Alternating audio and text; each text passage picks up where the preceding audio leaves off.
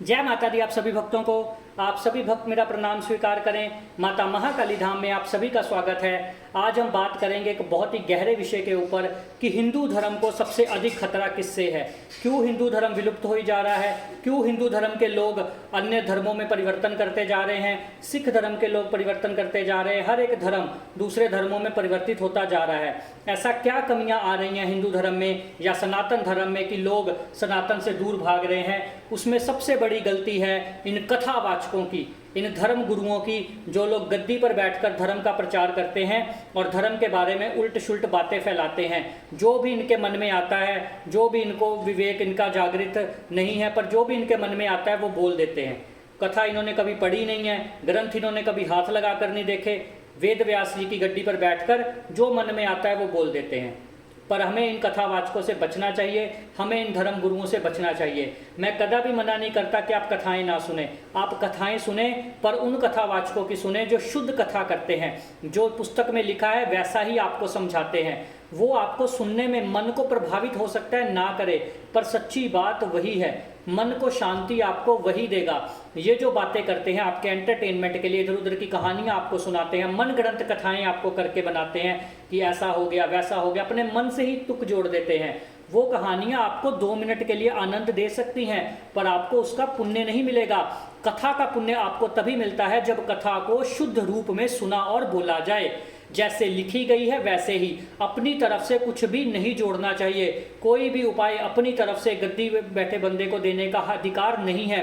पर हमारे कुछ तथाकथित गुरु, कुछ सो कॉल्ड कथावाचक अपने आप को इस प्रकार से पेश कर रहे हैं, जो मन में आता है, जैसे भी उनके समझ में आती है वैसे उस कथा को तोड़ मरोड़ कर पेश कर देते हैं।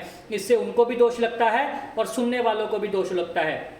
जब से YouTube आया है मैं देख रहा हूँ इतने गुरु, इतने बाबा लोग, इतनी गद्दियां चल पड़ी हैं, जिन लोगों को कुछ पता भी नहीं है वो भी गद्दी लगाकर बैठे हैं आज के समय में। वो भी लोग सवारी लेते हैं और अलग अलग तरह का मेकअप करके, मैं देख रहा था एक बंदा बजरंगबली जी का रूप ले रहा है कि बजरंगबली जी की सवारी आ रही है, एक बंदा सिंदूर लगाकर बैठा है, माँ काली की सवारी आ रही है, अलग अलग। और ये जो पॉडकास्ट नाम के जो शो चले हुए हैं, पॉडकास्ट बनाते हैं, अलग अलग कहानियाँ सुनाते हैं, पता नहीं क्या बोलते रहते हैं, समझ नहीं आता कहाँ से ये ज्ञान लेते हैं ये वाला और क्या है। प्रेतों के बारे में जानकारी है नहीं, पर बातें ऐसे करेंगे जैसे प्रेतों को इनसे ज़्यादा किसी ने पढ़ा ही नहीं है।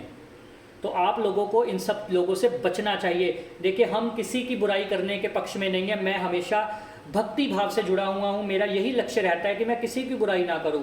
पर अब अनंत हो चुका है, अब इसके बारे में बोलना पड़ेगा, तो मेरा यही लक्ष्य रहेगा। मैं तब तक छोड़ूंगा नहीं जब तक लोगों को जागरूक नहीं कर देता पूरी तरह। इन कथावाचकों से आपको बचना चाहिए। हम भी माता महाकाली की आज्ञा से कथा जल्दी ही शुरू करेंगे, पर मैंने ये सोचा नहीं था, क्योंकि कथा तो मैं रेगुलर करता हूँ, पर मैंने ये सोचा नहीं था कि कभी इस प्रकार से लोगों को कथा सुनाऊंगा।